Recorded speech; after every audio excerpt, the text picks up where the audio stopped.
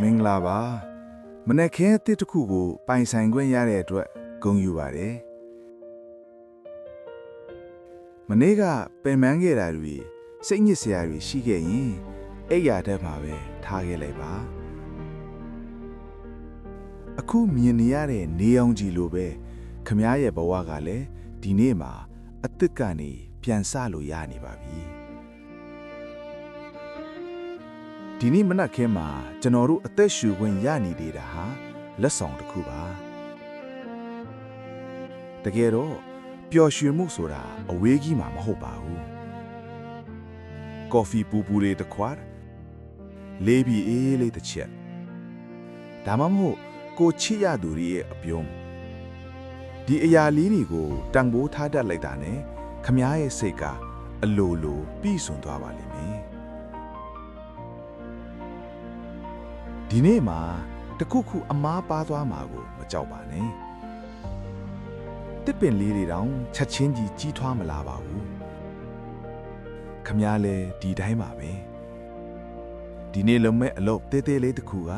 ခမားရဲ့အနာဂတ်အတွက်အုတ်ငစ်တစ်ခုဖြစ်လာမှာပါကိုယုံကြည်ပါဖြည်းဖြည်းချင်းရှောက်ပါ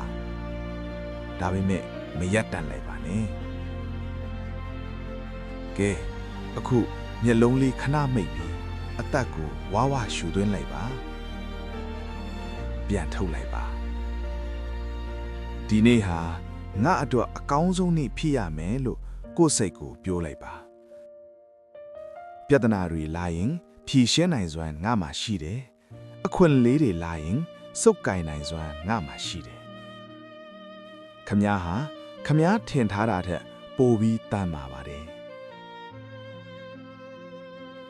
ဒီနေ့တနေ့တာလုံးစိတ်ရောကိုယ်ပါကျမ်းမာရွှင်လန်းပါစေနေ့ရက်တိုင်းမှာစိတ်ခွန်အားတွေရယူဖို့ Gentle Rise TV ကို Subscribe လုပ်ထားနိုင်ပါတယ်ခမားရဲ့မနက်ခင်းဟာလှပနေပါစေ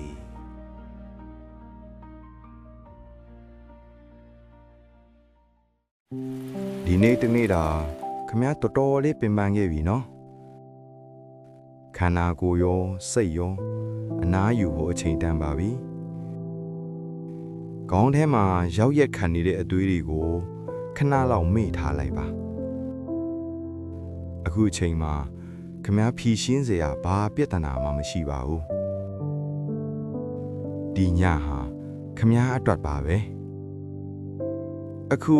ခမားရဲ့မျက်ခုံးတစ်ခုကြားကနေရာလေးကိုတတိထားကြည့်ပါတင်ထားမိရင်ရှော့ခဲ့ပါပါဇက်ကိုဟာစီလီလုပ်ပြီးမေးရိုးတွေကိုရှော့လိုက်ပါပခုံးတွေကိုအောက်ကိုရှော့ချလိုက်ပါခမားရဲ့ခန္ဓာကိုယ်တစ်ခုလုံးခွန်းစည်းလေးလိုပေါ့ပါသွားပါစေမျက်လုံးလေးမိတ်ထားပြီးစိတ်ကူးလေးယဉ်ကြည့်ရအောင်ခမားအခုတစ်တောအုပ်လေးတစ်ခုထဲမှာရောက်နေတယ်လေးပြီးအေးအေးလေးတိုင်နေတဲ့ပိုးစုံကျူးလေးတွေပြန်နေကြတယ်ဘာအန်ဒီယမှမရှိဘူးအရန်ကိုအေးချမ်းပြီးတိတ်ဆိတ်နေတယ်တဘာဝတရားကြီးကခမားကိုပွိဖတ်ထားတယ်လို့ပါပဲမနှက်ဖြန်ဘာဖြစ်မလဲဆိုတာမနှက်ဖြန်မှဆက်တွေ့ကြတာပေါ့အခုအချိန်မှာအရေးကြီးဆုံးကခမားကောင်းကောင်းအိပ်ပျော်ဖို့ပါပဲအသက်ကိုဖြည်းဖြည်းချင်းရှူသွင်းလိုက်ပါပြန်ထုတ်လိုက်တိုင်းစိတ်ပူပန်မှုတွေပါသွားတယ်လို့သဘောထားလိုက်ပါအိပ်ဆက်ခြင်းစီကိုဖြည်းဖြည်းချင်းလွင့်မျောလိုက်ပါ Good night နှစ်ချိုက်စွာအိပ်ပျော်ပါစေတခါတလေကိုဘေးကိုဆက်သွားရမလဲမတိတော့တော့အောင်လမ်းပြောင်းနေသလိုခံစားရဘူးလားကြိုးစားသမျှအရာမထင်သလိုရှေ့ဆက်ရမယ့်လမ်းကမြူတွေဖုံးနေသလိုမျိုးပေါ့ခမားတယောက်တည်းထင်နေတာမဟုတ်ပါဘူးလမ်းပြောက်တယ်ဆိုတာတကယ်တော့ခရီးလမ်းဆုံးတာမဟုတ်ပါဘူး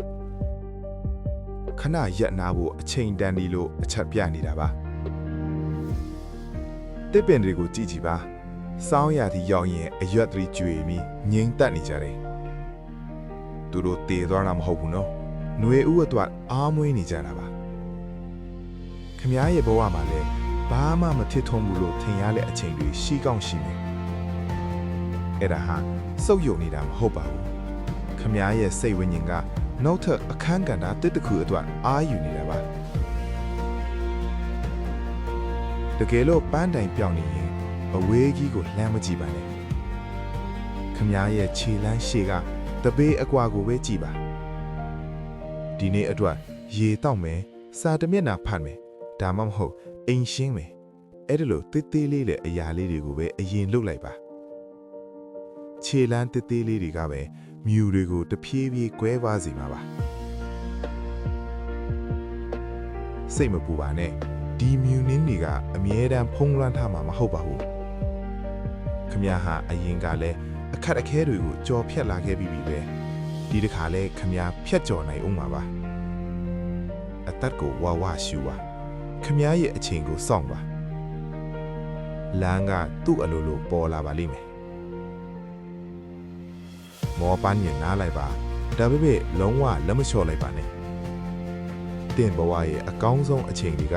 ရှေ့မှာလာဖို့ကြံပါသေးတယ်ဂျန်ဒို Rice TV ကခမည်းကိုအမြဲအားပေးနေပါတယ်လူတယောက်ဟာဘဝခရီးလမ်းတစ်ခုကိုရှောက်လန်းနေတယ်ဒါပေမဲ့သူ့ခရီးကအခြားသူတွေထက်ပိုပြီးပင်ပန်းနေပုံရတယ်ဘာလို့လဲဆိုတော့သူကြောပေါ်မှာအရန်လေးလံတဲ့အိတ်ကြီးတစ်လုံးကိုအမြဲတမ်းလွယ်ထားရလို့ပါပဲသူကမောပန်းလွန်းလို့လမ်းဘေးမှာခဏထိုင်နားလိုက်တယ်လမ်းကြုံဖြတ်သွားတဲ့ပညာရှိတစ်ယောက်ကမေးလိုက်တယ်အိတ်ထူးမှာဘာတွေထဲထားလို့အဲ့လောက်လေးနေရတာလဲတဲ့ခရီးသွားကအိတ်ကိုဖွင့်ပြလိုက်တယ်အထဲမှာကြောက်တုံးတွေအများကြီးပဲသူကရှင်းပြတယ်ဒီကြောက်တုံးကကျွန်တော်ကိုငယ်ငယ်ကအနိုင်ကျင့်ခဲ့တဲ့သူဒီကြောက်တုံးကကျွန်တော်မှားခဲ့တဲ့အမှားတစ်ခုဟိုကြောက်တုံးကတော့ကျွန်တော်ကိုထားသွားတဲ့ချစ်သူပါဒါတွေကိုကျွန်တော်မမိတ်နိုင်လို့သိမ်းထားတာပါတဲ့ပညာရှိကြီးကပြုံးပြီးပြောတယ်အဲ့ဒီကြောက်တုံးတွေကိုမင်းအိတ်ထဲထည့်ထားလို့သူတို့နာကျင်သွားတာမဟုတ်ဘူးကွတဲထားရတဲ့မင်းပခုံးတွေပဲနာကျင်နေတာမင်းရဲ့အတိတ်ဆိုတာမင်းမှတ်မိနေသေးပဲလေးလံနေမှာပါချထားလိုက်စမ်းပါလမ်းလျှောက်ရတာပိုပေါ်ပါသွားလိမ့်မယ်တဲ့ခရီးသွားဟာစဉ်းစားမိသွားတယ်ဟုတ်ပါရဲ့ငါကဘာလို့နှိမ့်ဆက်နေနေတာလဲသူကနာကြီးမှုကြောက်တုံးတွေကိုတဒုံချင်းစီလွတ်ပစ်လိုက်တယ်တဒုံလွတ်လိုက်တိုင်းသူ့စိတ်တွေပေါ့ပါလာသူ့ခြေလိုင်းတွေတွတ်လက်လာသူမြင်ရတဲ့ကဘာကြီးလာပိုးပြီးလှပလာတယ်မိတ်ဆွေခမည်းရဲ့ကြောပေါ်မှာရောဘာကြောက်တုံးတွေတဲခါမိလဲမလိုအပ်တော့တဲ့အတိတ်တွေကိုဒီနေ့ပဲလွတ်ချလိုက်ပါခမည်းရဲ့ရှေ့ဆက်ရမယ့်ခရီးလမ်းပိုပြီးပျော်စရာကောင်းလာပါလိမ့်မယ်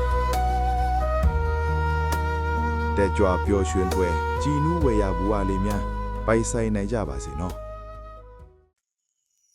ခမည်းအရန်စ조사နေရနေဘာရလာမှထွန်မလာသေးလို့စိတ်ပြတ်နေလားသူများတွေအောင်မြင်သွားတာကိုကြည့်ပြီးငါကြောက်မှဘာလို့ဒီလောက်ကြာနေရလားလေလို့ကိုမေးခွန်းထုတ်ဖို့လားတကယ်တော့ခမည်းကြာရှုံးနေလားမဟုတ်ပါဘူးခမည်းဟာဝါပင်တပင်ဖြစ်ကောင်းခင်နေပါလိမ့်မယ်တောအုပ်တစ်ခုမှာဖန်ပင်နဲ့ဝါပင်ကိုအတူတူစိုက်ပျိုးခဲ့ကြတယ်ရေလောင်းပြီးမကြခင်မှာပဲဖန်ပင်လေးကမြေကြီးတွေကထိုးထွက်လာတယ်စိမ့်လန်းဆူပြီးတောအုပ်ချမ်းပင်ကိုဖုံးလွှမ်းသွားတယ်ဒါပေမဲ့ဝါပင်စိုက်ထားတဲ့နေရာမှာတော့ဘာအပင်မှထွန်မလာဘူးတစ်နှစ်ကုန်သွားတယ်နှစ်နှစ်ကုန်သွားတယ်ဖန်ပင်တွေဝေးစားနေပေမဲ့ဝါပင်ကတော့အစအနတော့မမြင်ရသေးဘူးလူတွေကပြောကြတယ်ဒီဝါပင်ကတိတ်သွားပြီထင်မှရဲတယ်ဒါပေမဲ့တကယ်တမ်းမှာဝါပင်ဟာတိတ်နေတာမဟုတ်ပါဘူးသူကအပေါ်ကိုမတက်သေးပဲမြေကြီးအောက်ထဲမှာအမြင့်တွေဖြန့်ကျက်နေတာပါအမြင့်ကြီးတက်နိုင်ဖို့အတွက်ခိုင်မာတဲ့အောက်ချီ foundation ကိုတည်ဆောက်နေတာပါဒီလိုနဲ့9နှစ်ကြာသွားခဲ့ပြီ9နှစ်ပြည့်တဲ့နေ့မှာတော့အန်ဝဇီယာတကူဖြစ်လာတယ်ဝါဘင်ဟာမြေကြီးတွေကနေရုတ်တရက်ထိုးထွက်လာပြီး6ပတ်အတွင်းမှာပဲပေ90အထိမိုးမျောပြီးကြီးထွားသွားတော့တယ်family တွေကသူ့ချီရင်မှာပဲကြံခဲ့တော့တာပေါ့ဝါဘင်ဟာ6ပတ်တန်းနဲ့ကြီးထွားသွားတာမဟုတ်ပါဘူး9နှစ်လုံးမြေအောက်မှာအာယူခဲ့ရတာပါဒါကြောင့်မိတ်ဆွေခမ ्या ရဲ့စူးစမ်းမှုတွေအရာမတင်သေးဘူးဆိုရင်စိတ်မပူပါနဲ့ခမ ्या ဟာအမြင့်တွယ်နေတဲ့အချိန်မှာ building roots အချိန်တန်ရင်ခမ ्या ကြီးထွားလာမယ့်အချိန်ဘယ်သူမှတားဆီးလို့ရမှာမဟုတ်ပါဘူးဆက်ပြီးစူးစမ်းပါခမ ्या ရဲ့အချိန်ရောက်လာပါလိမ့်မယ် လူငယ်တယောက်ဟာသူ့ဘဝရဲ့ပြဿနာတွေကိုအဖြေရှာမရလို့အယံကိုစစ်ရှုပ်ထွေးနေတယ်။သူကပညာရှိဆရာတော်ကြီးစီကိုပြေးခွာပြီးမေးတယ်။ဆရာတော်ကျွန်တော်စိတ်တွေအယံရှုံနေပါတယ်။ဘာလို့မှန်းလဲမသိတော့ဘူး။အဖြေမှန်ကိုမြင်ချင်လာပါပြီ။ကျွန်တော်ဘယ်လိုလုပ်ရမလဲ။